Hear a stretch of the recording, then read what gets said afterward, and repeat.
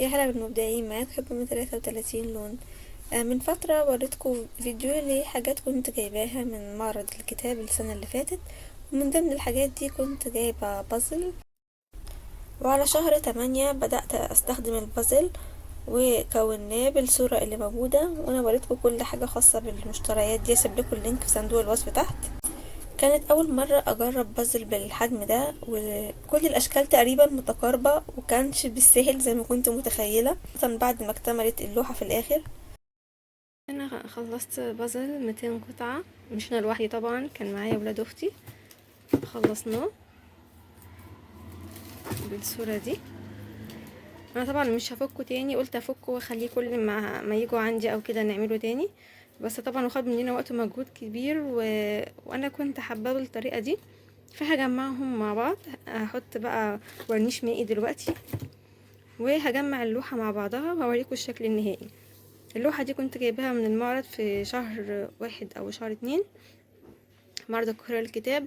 وبجيب الحاجات دي وبخليها بحيث تفضل معايا طول السنه ما اكون زهقانه، او يكون عندنا مثلا ناس كتير وعندنا اولاد وكده، فدي طريقه حلوه ان احنا نشغل الاولاد فيها. خطوه الورنيش عشان اعمل سيلينج لكل الفراغات، الاول هتاكد ان انا مركبه اللوحه كلها صح، لان انا رجعت شويه على الرسمه ولقيت ان كان في عندي حاجه متبدله، وقعدت واحده واحده ابدلها. تلاحظوا ان في حاجات عاليه وحاجات منخفضه، فهحاول انزلهم كلهم في مستوى واحد. الورنيش المائي انا حاطاه في علبه صغيره، مش هحطه زي ما هو، انا هخففه بشويه ميه الاول، وبعد كده ابدا ادهن على اللوحه كلها وش او وشين، هشوف لسه اوش طول وش عرض عشان فراغات البازل. وهوريكم وانا بدهن بعد بس مخفف الورنيش سنه صغيره.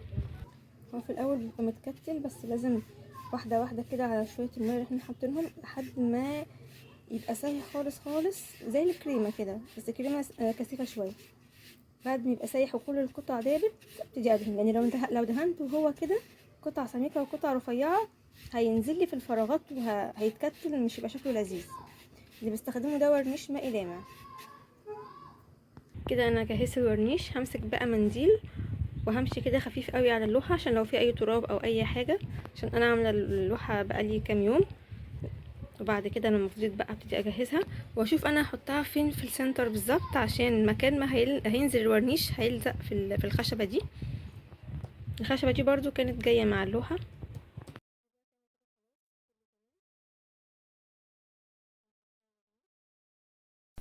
ولو تلاحظوا هنا ان بمجرد ما بمرر الفرشة عليه وفيها الورنيش المائي، على طول بينزل في الفراغات ويبتدي يشربوا الكرتون بتاع البازل من تحت كمان، فعلى طول بيروح مالي الفراغات. انما لو كان سميك جدا او تقيل ما كانش هيقدر ينزل بالسهولة اللي احنا متخيلينها دي.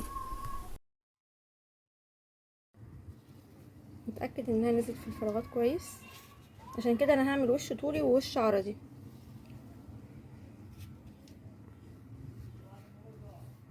طبعا بننتظر وقت ما بين كل وش والتاني، يعني شوية لحد ما ينشف خالص ويشربه، عشان نشوف القدر الكافي المثالي ان هو يثبت اللوحة من غير ما يكون فيه زيادة او تكون اللوحة مطقطقة والبازل اللي فيها بارز، مش حلو يعني متساوي. طبعا حجم اللوحة كبير شوية الى حد ما، فالفرشة العريضة هي اكتر حاجة مناسبة، وفي نفس الوقت الفرشة الناعمة مش هتجرح لي وش البازل.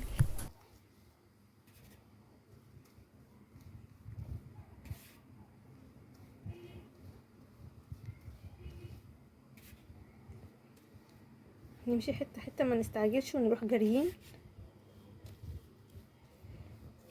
وبعد كده نستنى عليها تنشف وابدا ادي الوش اللي بالطول.